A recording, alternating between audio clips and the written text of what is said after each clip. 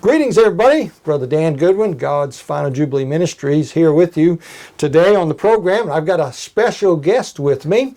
I have Brother William P. Grady with me. And Brother Grady, it's awful good to have you today. And we go way back. Now, Brother Grady's written a book that I think is very timely. And his book is called Holy Ground. Try to hold that where the glare doesn't get it. Holy Ground, the True History of the State of Israel. And I believe with all my heart that this is a very timely book. When I heard about the book, of course I know Brother Grady, and he's written some other books, but when I heard that this book was almost done and what it was about, I called him on the phone. We talked for an hour or so, and I expressed to him my feeling of the urgency of this book at this hour that we're living in. Because those of you that know me know that I'm a prophecy guy, and that I believe we're the last generation. Now, that doesn't mean that we're going home this fall. Doesn't mean we're going home next fall. It means I believe we're the final generation, and that if we live long enough, some of us are going to see the rapture. And I hope it's this fall. It could be. But I told Brother Grady that very thing. I told him that this thing about Israel is huge right now. I believe this. I believe it's all about Israel now. And I don't believe it's about America anymore. And some things I'll share with you in a minute about that. But let me introduce Brother Grady to everybody, because most of my audience, you maybe don't know who Brother Bill Grady is, or William P. as we call him, William Grady.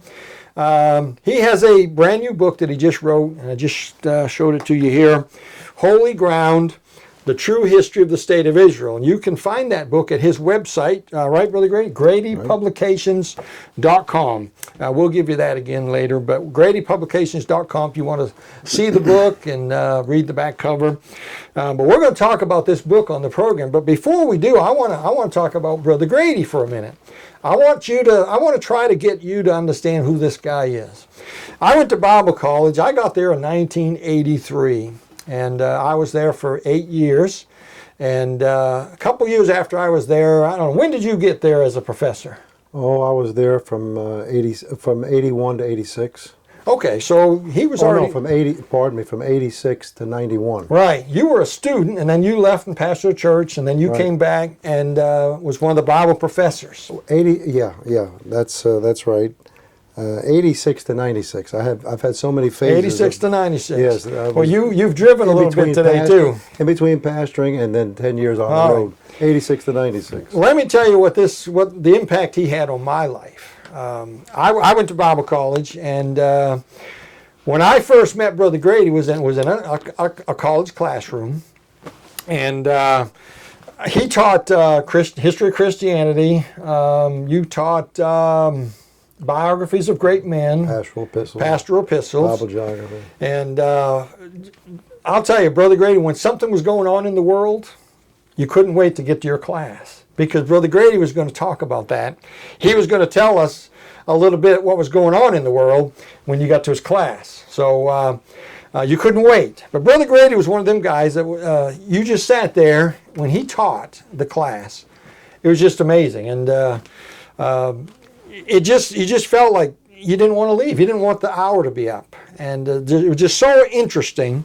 Now, I will say it was tough taking notes in your class. Mm-hmm. He was one of these guys that he gave you so much information, you just couldn't get it down. So, but I appreciate the influence that Brother Grady's had in my life. And you really have, Brother Grady. I'm telling you, there's things that I remember, things that I believe, that I think I can trace back to some of your classes in Bible college, and I appreciate that so much. I believe the Lord's using you at a special time right now as a prophecy guy that I am.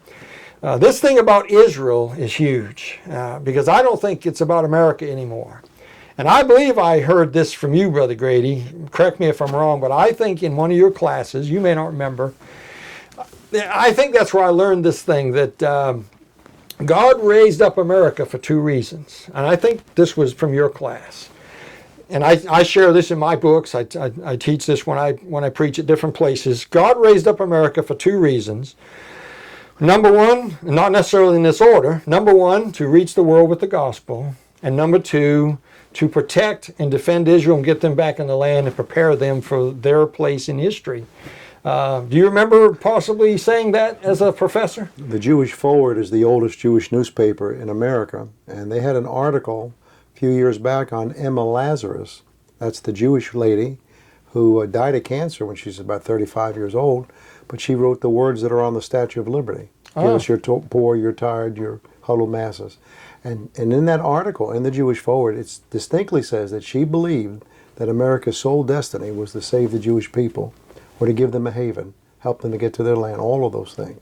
That was her view. Now that's a Jew coming from not even a Christian perspective, Right. a Jewish perspective, believing that America was Right. there to reinstate or get Israel back into their place. And like the other proverb, America's Bible Belt became Israel's safety belt. It's another cliche. Yeah.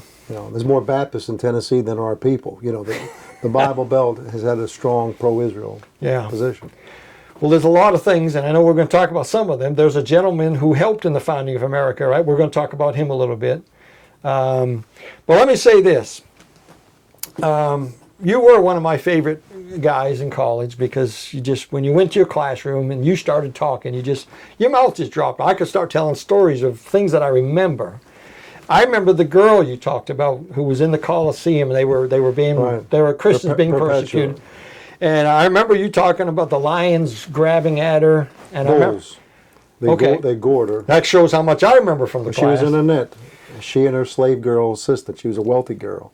Perpetua was her name, and her slave maiden died together. They both were Christians, and they both gave birth to babies in prison before they were brought out to be killed. But is this the same story where whatever it was that was mauling them? It was like her clothes began. Same thing. Her clothes began to be turned off. And she pulled her clothes around her to be modest. While she's dying, Correct. being put to death in the Colosseum at the cheers. Right. I remember you talking about the correlation of the sports today. Right. And what happened with the Colosseums, the crowds Right. crying out for blood, and Right. they love it when the wreck down there. Right. Sports, it's become just like the Colosseum days, hasn't it? All right, well, I've got a few questions for you, Brother Grady, and I know you're living in Tennessee. And how long did it? East Tennessee. East Tennessee, there's a difference there. Maryville, Tennessee. Maryville, Tennessee. Makes Knoxville look like the hood.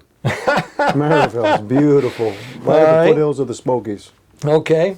Well, we're gonna talk about Israel, and we're gonna talk about your book. And the first thing I want to ask you, in just a minute or so here, how long did you? I believe you said it took 6 years to write this book. My son is a special investigator with the Blount County Sheriff's Office, and he's also called to preach, but he's written 2 books as well, but he just computed it for me 2 days ago for fun. It's been almost 6 years and 10 hours a day, and he computed it, giving me 2 weeks vacation all 6 years, which I never took, and holidays off and on. I worked through holidays, but anyway, he came up with 18,000 man hours, is what it was, and that's and we had 5,000 books arrive last Wednesday, or just 2 days ago. Our first printing, LSC Communications, which is a division of R.R. Donnelley, or a split off from R.R. Donnelley, a 153-year-old printer, largest printer in the world, oldest printer. But we had 5,000 books arrive, and then as soon as the truck left and we had them stored, we went to the post office, my grandson and I, with all the orders we had. And we were in the post office 2 hours. And when it was all over, they gave us the receipt, one piece of paper, and it stretched 8 feet and 8 inches. And the bill was $1,270-something. Yeah. That was the first day. So God has really been blessing the initial distribution of the book. I know I've got some contacts, and we're going to get you on some other programs, some people a lot bigger than I am. And I believe this is important. I believe, if we stay humble, God will use us, Brother Grady. And That's a good thought. And that's the thing. As long as we don't, somebody said, there's no limit to what we'll do with a man who doesn't want the credit for it, who's willing to give God the credit. But it's tough sometimes. Yes, it is. It's awful easy to get puffed up and think you're somebody. Right. And all right, so six years, 18,000 hours writing this book. The question is this: in your mind, who's the reader for this book? Who did you have in mind needs this book? Well, a real good friend of mine lives in the Statesville, North Carolina area. Works at the Duke Power Company. Very smart man, good Christian man. But we were talking 6 years ago about some historical events about Israel, how it came into existence. And he couldn't follow me, and I could tell he was in a cloud, and he didn't have a clue. He just didn't understand it. And so many Christians love the Jew and love Israel, but they don't have an idea of how it came into existence. Yeah. And right there, the Lord spoke to me to start something that I could educate the everyday Christian as to line upon line, date by date, event by event, in a non-dry manner, that they could become educated on how the state of Israel came into existence. That was the first and main reason that I began the book. Now, there's a lot of pages here. I don't want to scare the audience. There's, let's see, let me find the last page here. There's 700 or 800, 900 and something pages, including the index and different things. There's a lot of pages, but there are pictures in the book. Praise the Lord. I went from volume 1, came out in 2005, 10 years, the snowflake generation has come on the scene. So I went from hardback to softcover, and I doubled the pictures. Doubled the pictures. So 200 photographs. So for those of you who don't read a lot, there's pictures in the book. And by the way, he was telling me about some of these pictures. He paid a lot of money. There's one picture you paid $800 and something for. $840, a picture of the Israeli Defense Forces during the Six-Day War, bursting through the Lion's Gate in the Six-Day War. Here it is. Yep, right there here. it is. You won't be able to see that, but it's right there. That's bursting through the Lion's Gate during the Six-Day War, 1967. And I'll be in Israel on that day this year. I'll be in Jerusalem on that day. It's going to be exciting. And we're coming. This is the 50th anniversary of the taking of Jerusalem. It's the 100th anniversary of the Balfour Agreement. November 2nd. Man, talk about timely. And it's the 70th anniversary on November 29th of the 1948 UN petition vote. Right. 3 major anniversaries, 1 year. Yeah, and those of you who have read my books, you know I talk about the Jubilee. The next Jubilee coming up is number 70 from Moses, the 70th Jubilee, whenever it is. It's the 40th from Jesus, and it's the 120th from Adam, if you go with the 6,000-year earth, which I do, and the people of the Bible certainly did. All right, so let's see. I had something else. What was your purpose in this book? What are you trying to get across to people in just a nutshell? Well, on the back jacket or the back cover, I mentioned 3 purposes for the book. One was what we just mentioned, to give the average Christian a handle on, like, for instance, take the Holocaust, Auschwitz, for instance. A lot of folks like to contradict the historical accounts of what happened there. Well, that's because there were 3 Auschwitzes. Auschwitz I, Birkenau, and Monowitz, all within 2 miles of one another. I didn't know that. I know. Things that happen in one place aren't the same things that happen somewhere else. You have the work makes free, Albert Mock Fry famous sign over the gate at Auschwitz. But then you see this other gate, and they call it the Gate of Death. Well, and people constantly getting confused. That's the first one is the administrative headquarters, 50 acres. That's a Polish army barracks, brick buildings. And then you have Auschwitz II, called Birkenau, for birch forest. That's 500 acres. And that's where the four major gas chambers were. 1 minor gas chamber at Auschwitz I.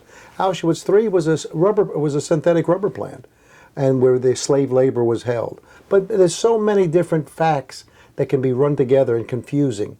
And again, the historical development of the country. Who's who, the prime minister versus the president. Lots of things. And so line upon line, it was meant to clarify the history. And then the second thing was, it deals with the conspiracy views, the conspiracy facts that a lot of folks are never privy to. For instance, the subtitle of the book is the true history of the state of Israel, defined by a century of Anglo-American anti-Semitism. Right. Very few Christians know that the British government and the United States government fought the Jew tooth and nail, all the way from 1921 right up through Nixon. And Nixon said the Jews needed to get. Someone told Nixon, Kissinger told Nixon, don't alert the Jews at the Yom Kippur War too quick. Only give them a few hours notice. And Kissinger's a Jew himself. Sure, he's a Jew himself. And his exact words were, Israel needs to get a bloody nose, but we need to come out okay. But they need to get their nose bloodied. Well, he opened up an artery, and they almost lost the whole war. I mean, they were constantly being hurt. And people never have heard that before. Now, was it 1939 or 40, the ship that came off the coast of the Florida? Exodus, yeah. Is that in the book? Oh, yeah, I have a whole section in there. And Matter of fact, that shows that America wasn't really for the Jews at that time. No. We turned that ship away. Sure. And it's believed that most of those people probably died. That's exactly right. And there's a picture of it, Exodus 47. That's the ship. Yeah. What, 1,000 Jews on it? A whole boatload. How's that? Yeah, a boatload of Jews came to America when Hitler's killing them, wanted exile here, freedom, and we turned them away. Well, that's a big part of the Holocaust. I spent 1 year writing 2 Holocaust chapters, and then I broke into a third. But the strangest, one of my chapters on the Holocaust is called "The Real Final Solution." The God's concept, final solution, meaning you have nothing else you can do. You have no other choice. Yeah. And folks don't know that Adolf Hitler was dying to get the Jews out of Europe and Germany specifically. He wasn't trying to kill them up front. He'd expropriate all their money and assets and get them out. Big tax. But no country would take them. You can't send them out. No one would take them, so he killed them. He killed them because there was no option. So there was blood on our hands, too. There's a lot of blood on our hands, and folks have never heard these things. Of course, there's blood on the whole world. The whole world hates them. Right, but that's the second purpose. And then the third purpose was to try to have the spiritual Bible study about the Jew. God is not finished with the Jew. He's going to be restored physically, and he's going to be restored spiritually. So this nonsense that the church is Israel now, and God has given up on that Jew is silly. And so I dealt with a whole lot of that. Now, what do you feel was Hitler's problem with the Jew? I know they were the superior race. He thought, the white German. I mean, they felt like they were the superior race. But why the Jews? What was his hatred for the Jews all about? Well, it could be traced back to Martin Luther, if you want to know the truth. Yeah. Famous German theologian who gave us, the Reformation and Mighty Fortress is Our God, and the German. Yeah. He hated the Jews, and the Luther Bible, but he hated that Jew. I have all his writings, and Luther is one of my heroes. I mean, being an ex-Catholic, but the facts are the facts. Right. He talked about wanting to burn them out of their homes. He didn't talk about killing them, but everything short of killing. Now, we don't learn that at Bible college. No. I mean, we didn't learn the truth about some of these things. I mean, Hitler was right about the master race. He just had the wrong race. Yeah. And as a matter of fact, this is worth telling. Timothy says, in the last days, evil men shall wax worse and worse, deceiving and being deceived. The greatest application of that verse is Hitler and the Jews. The number one subject that's ever been written about in the history of, car repairs, the history of bicycle riding, America, any subject you want to think about. The number one subject is Adolf Hitler and the Third Reich. More books have been written about Hitler and that subject than anybody else. So you talk about the personification of evil. Evil men. The reason that so much has been written about him is because of what he did to 6 million people. It's not because he's so wonderful. It's what he did. Yeah. There's nothing ever like that in history. But evil men shall wax worse and worse. So here's Adolf Hitler, and he's an evil man. He's going to wax worse and worse. So then it says deceiving, right? So he sends them to the gas chambers, telling them he's sending them to the showers. Right. Yeah. So he's an evil man, and he did his evil by deception. But then it says deceiving and being deceived. And one of the most amazing stories I have in my book is about something that's never been promoted in America. It's it's in a book that came out about 2 years ago in Israel called An Enigma Named Max by an Israeli colonel, Avi Zivtau, 5th generation Jerusalemite. You can look it up on the internet. Avi Zivtau, Enigma Named Max. And it's the story about a Viennese Jew named Richard Kauder, who was kidnapped by the German Secret Service, the Almbar, however you want to pronounce it. They used him, they took his mother and put his mother in house arrest, really kidnapped her, and they used him as a spy on the Bulgarian government, and because he spoke all these Balkan dialects so well. Well, then the Russians flipped. His name was Fritz Klatt. That was his alias. The Russians flipped him, and he began to work for the Russians. And what it's like a Hollywood movie. Well, matter of fact, yes, it is. My next door neighbor has connections in Hollywood. He heard the story. He was so interested. He's trying to get somebody to consider putting a movie out, documentary, if nothing else, because it's the most fascinating story you ever heard in your life. the bottom line is, what people don't realize about World War II, when Americans think of World War II, they think of Saving Private Ryan, The Longest Day, Band of Brothers. But 70% of the divisions that Adolf Hitler lost in World War II were lost on the Eastern Front to the Russians. Now, the only way you can, have a flashback is Hogan's Heroes as a kid. Yeah. I'm going to send you to the Russian front. Yeah. Don't do that. Well, that's where Hitler lost the war. And he got bled on the Eastern Front. And Richard Cowder, this is a 400-page book written by a retired Israeli colonel of Zivtow. Tremendous book, documentation coming out of your ears. That Richard Cowder began to feed his handlers in Berlin, the German Secret Service handlers, accurate information about Russian troop movements. He expanded. He got a lot more business responsibility as far as what he was doing. And he would pass on accurate information, and he was always checked up on to be sure that what he said was was factual. And he gained the trust of his handlers. They never told Hitler they were using a Jew, because Hitler would go crazy. Ultimately, Hitler found out about him. And he said, "Get rid of that Jew for heaven's sake." That was his famous quote. But no one ever found out that he was working for the Russians. And what he would do is feed correct information on all the non-essential battles, if you will. And on the key battles, at the last moment, he'd throw the disinformation out. Troop strength, troop movement, any number of different things that tipped the battle in the favor of the Russians. First major battle he did that on was the Battle of Moscow, which is the first time Hitler lost the battle in the whole war. And then the Battle of Stalingrad, which is considered the key turning point of the whole war. And the Battle of Kursk, the tank battle that was connected to Stalingrad, largest tank battle in history. All of those things, Cowder turned them against Hitler. And these stories are in the book. Yes, which means that God used a full-blooded Jew to bring Hitler to his knees and take Hitler out. Okay. All right. Do you think, I've always read and heard that Hitler possibly had a Jewish father. You got any knowledge of that or any There's document? a lot of theories about that. So it's nothing that we can prove. Not really. And the Hitler family physician was a Jew, and one of Hitler's cousins died in a euthanasia type place for gassing people with physical problems and mental problems. One of his own cousins. We have her name. Okay. I've read that there's only 13 million Jews in the whole world. That's shocking. Shocking. There's more people in New York City than there are Jews in the whole world. Yeah. And half of the Jews now, from what I understand, at least half of them are now in Israel. And more going back all the time. And that's exciting stuff. Brother Grady's website's gradypublications.com. Why don't you read the back cover a little bit? Read some of what you put on the back cover for the folks that are listening in. Well, back to the purpose for the book, and my friend here keeps giving me a hard time about how big the book is. It is big. Albert Einstein used to say, "I never let my schooling interfere with my education." I mean, DVDs are okay, but sometimes you have to really dig down and study. Charles Spurgeon used to say, he was pastoring 5,000 people when he was 19 years old. And he used to say, if a man would be read, he must read. And if a man would be quoted, he must quote. Any man who refuses to use the brains of other men proves he has no brains of his own. Men and brethren, you need to read.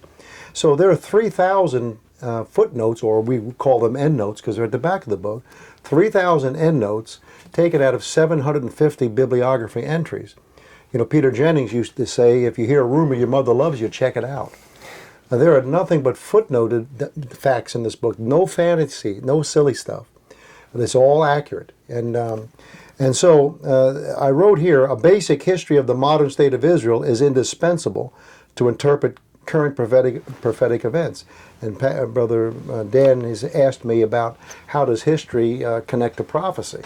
Well, what we look at is prophecy now, the things we're talking about with the trumpets and the feast and all that's going on, is the culmination of everything. But history is if the Jews had to be in the land for them to have the appearance of the Savior and to turn to their Savior, they had to be there. Right. This book talks about how they got here, over 100 years of events.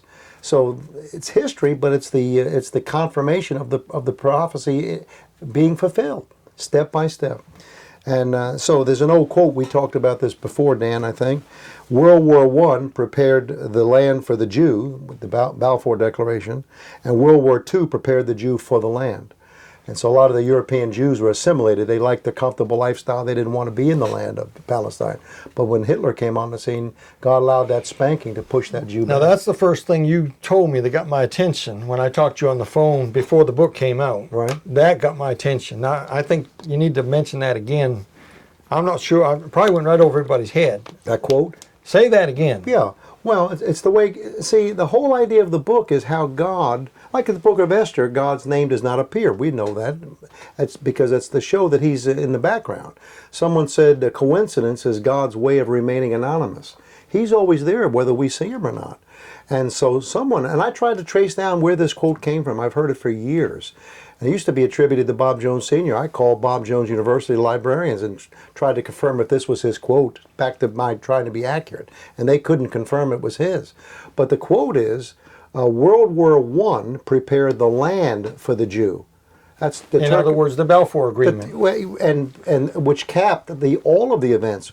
World War I ends, and the Turkish, we know the Kaiser and Austria-Hungary, they're the bad guys. Well, everybody forgets about the Sultan and the Turkish Empire, the Ottoman Empire. Right. That thing was much bigger than anything else. And when they lost the war, to the victor go the spoils. So the Ottoman Empire gets all chopped up and busted up, and the League of Nations picks out all these different cookie-cutter punched countries, and they give mandates to the British government, to the French government, and even to the Russian government.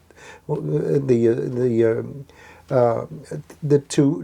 they call them mandates, and that was basically like training wheels, where they would oversee the country until this new country got its own strength to be on its own.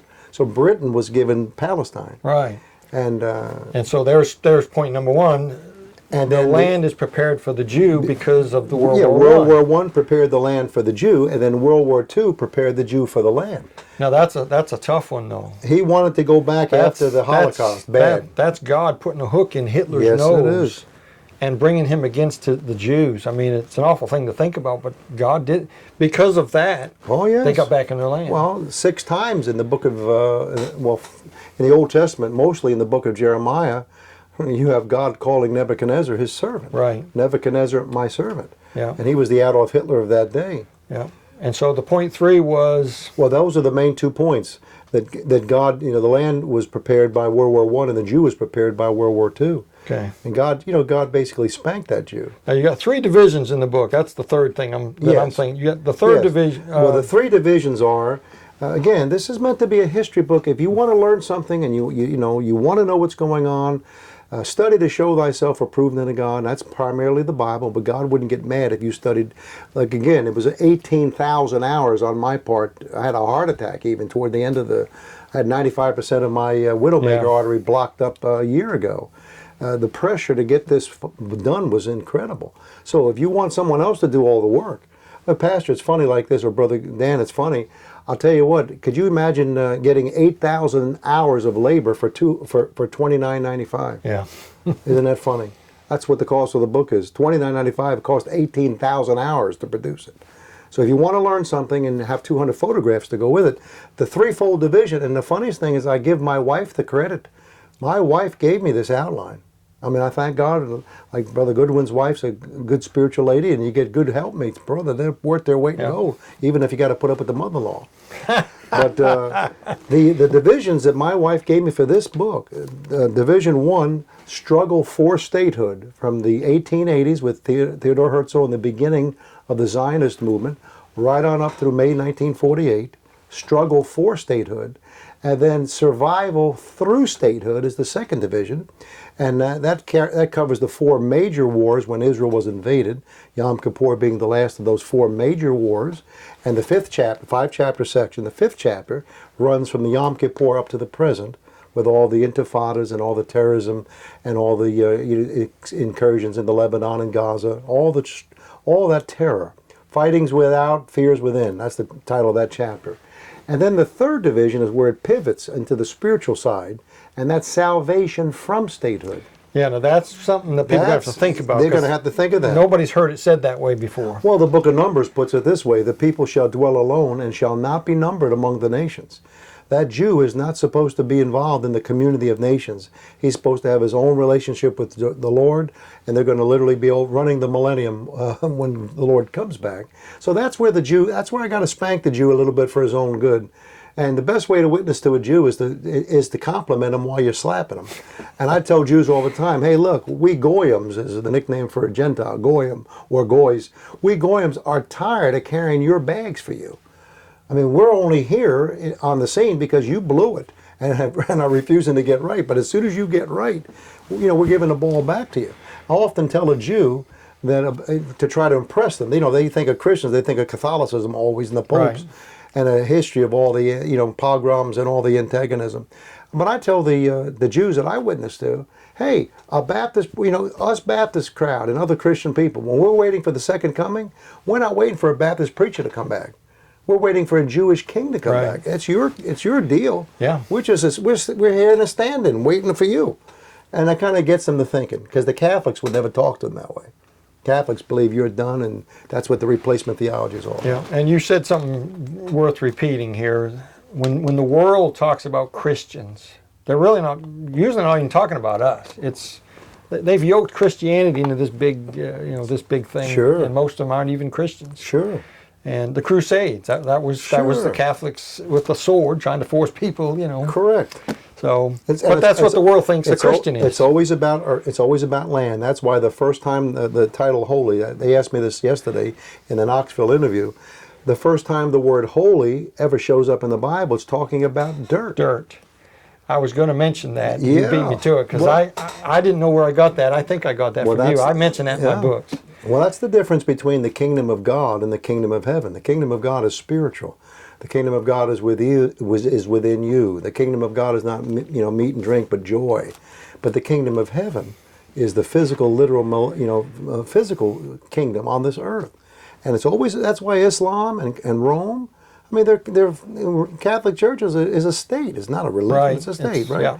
And the Protestant denominations that bopped out of Rome, same way. They're always fighting over turf. Right. And Israel has the turf. But the body of Christ, the Christians, the Church of God, we have no physical kingdom. We have a spiritual kingdom. Yeah. And so they're always wanting to fight to get what they can get. Now, we've got just a few minutes, and we're going to have to get into more stuff in the next program, but I want my audience to be sure they understand where you come from on this one thing. You are not a preterist, right? No, I'm not a preterist. I knew you weren't, but I want my audience to understand. He wouldn't have wrote a book like this if he didn't think the Jews meant anything. As a matter of fact, I have the picture of the cover page of the major preterist work that was done in the 1614. It was a Spanish Jesuit theologian, Luis del Alcazar, who was the first one to promote that. So that's where that started. And the Protestants pick it up, and now the dumb Baptists are picking it up. Yeah. Oh, it's more and more all the time. Sure it is. It's unbelievable. That's all right. In closing, and we got some important stuff to talk about, but we're going to have to do it on the next show. Okay. I want to hear what your most amazing story is, but we don't have time. You got some tremendous stories in this book, true stories, and we're going to hear about some of them, but we don't have time now. We're going to have to shut her down here, and got Brother Bill Grady here. He's not a preterist. He believes in Israel. He believes that they exist. But what I wanted you to hit real quick before we go is you mentioned the three things with Israel. In other words, you mentioned the two extremes. Right. Share that real quick without mentioning any name. We don't need to mention anybody's name, but everybody knows who we're talking about anyway, probably. But there's two extremes here when it comes to the Jew today. Yes, there are. And I'm hoping you can put a little bit of light, because when I heard you talk about that on the phone, that really got me too. Well, the Bible says a false balance is an abomination unto the Lord. Anybody can understand that. And within Christianity now, there is a great gap and a clash growing between On the left, you could call them anti-Semitic Christians. I mean, Right. the dumbest term you could come up with. But born again, professing born again, say people with all the right answers, and half of them are strong King James advocates. These folks, they've bought into the replacement theology, the preterist thinking, they're into Holocaust denial, and they talk piously, but they act as though they can't wait for the Jew to die and go to hell. Yeah. You know, it's just crazy. Listen, you don't want to mention names, but everyone knows about Tex Morris's books. He has, I heard a quote, and I didn't believe it. I went and ordered the book so I could see it with my eyes before I quoted it. He said, Jesus never was a Jew, nor is he a Jew now. Tex Morris said that. I have the page number in the book. That's sad. I had to see it in print. So they're so wild at this end, it's not funny. But then on the other side, you have the pro-Israel group, pro-Jewish. But we have our fringe elements. Right. And when you get all the way out to the end, Brother Dan, you got the folks that are saying the Jews don't even need the gospel. Right. They have their own covenant. Somebody should have told that to the Apostle Paul. That's right. You know, he got beat up quite a bit in the synagogues trying to get him born again. He said, I would that I could be accursed for my kinsmen. That's right. Yeah. And the key verse that the Lord gave me for this particular section, it's the third section, Salvation from Statehood, is the 19th chapter. And I take the chapter title and the whole direction of the chapter from what I think is the key verse of the whole issue, Dan. And I know you know this verse. It's in Romans 11:28. And it says, as concerning the gospel, they are enemies for your sakes. But as touching the election, they are beloved for the Father's sakes. For the Father's sake. And I always saw that Father's, when I heard the verse, I thought it was God the Father, which is hearing it. My wife, the good proofreader, pointed out it's not capital F, it's lowercase f, and it's S apostrophe, not apostrophe S. It's Abraham, Isaac, and Jacob's sake. Yeah. Because of the promises that God made to those fathers, those Jews are beloved. And so, but they're enemies. So it's the word conundrum, you know, which means a mystery. Yeah. It's a mystery. What is the Jew? What is the Jew with his relationship to the church? He is a beloved enemy. President of the ACLU tonight shut down every church she could shut down if she could. A Jewish lady, atheist.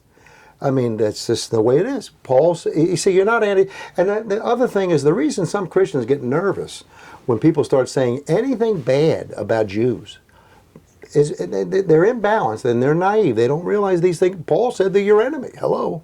But you're still to love them anyway. Right. But the reason that the Christian people have this fuzzy feeling toward Jews and have I mean the ones on the right now, not these other crowd on the left, they're eaten up with bitterness and they're being satanically led, and Paul said that they're wise in their own conceits if they think God's done with the Jew. But the reason that we have, on the other side, have this warm and fuzzy feeling that can go too far sometimes, we idolize a Jew. We won't even witness to them anymore. I have a Jewish friend. They're almost like idols. You won't witness to them. But the reason is, it's the most profound thing you ever think about, is because we have a Jew inside of us. Yeah. That's why we have Salvation this propensity. Is of the Jews, yeah. And then even when you hear Hebrew, you hear the Hebrew language, you're drawn to it. We have a Jew inside of us. Yeah. So you have to make sure you don't let that good blessing hurt you. So we have to have that balanced perspective. I know preachers and Christians that are sending money to Israel to build the temple. Yeah. And I laugh. I said, and I love the Jews. I mean, but the temple's not the will of God. Now we know what's going to happen. Correct. God's foreknown. Right. But we're the temple. We don't need it. That's like Donald Trump. We're so glad that somebody that's pro-Israel is in there. But I wrote in my prologue of the book, a Debbie Downer moment, notwithstanding. What's the best case scenario with Trump? A stay of execution. Yeah. The Jew gets a stay of execution. The Lord's going to let that Jew get the snot knocked out of him in that tribulation period. Yep. It's sad. But there's no happy ending here until the end of the tribulation period. Yeah. See, back to sending money for the temple, the Christians can get too mixed up. Yeah. They got to keep the perspective. Now, what gets us, a prophecy guy like me, what gets us excited about hearing about the temple is we know we're getting close to the end because those things got to be in place, and they're there. Well, we're out of time, Brother Grady, and your website, again, tell them your website. The website is gradypublications.com, and I'm on Facebook, and you can get the new book. It's $29.95, and plus $5 shipping and handling for $18,000 worth of labor. That's a pretty good That's a bargain. deal and a half. Yes, right it's a there. deal. And a heart attack and a bunch of other things. Yeah, and who knows what's coming in the next few months. Don't remind me. Don't remind me. So this is a great book, and I want to encourage my crowd, my listeners out there. I believe in this man. I know this man. I had him as a professor a long time ago in college. I know a lot about him. He's written some other books that I have personally read, and I vouch for that. I believe this book is important in this day that we're living in. I really do. And I want to encourage you to go to his website. I'm not making a dime off this, and don't need to make anything off it. I want you to get it for you, and because I believe this is important. I believe I believe Israel is what this is all about today. Their day is coming when God takes us out of here. God's going to deal with the Jew. Now they're going to suffer, sure, but them 144,000 are going to get saved, and God's going to save those Jews, and God's going to use them at the end of the tribulation to preach the gospel. So their day is coming, but until that time, we're here, right? And the church is here. So, Brother Grady, thanks for coming on today. We're going to do another program. Thank you, Brother Dan. We got a lot more to talk. We didn't even get to some of the other stuff we planned to get to, but we're going to. I'm not going to let him leave until we get some more out of him here. So you listen to God's Fine Jubilee program. Thanks for being with us today, and we'll see you again next time.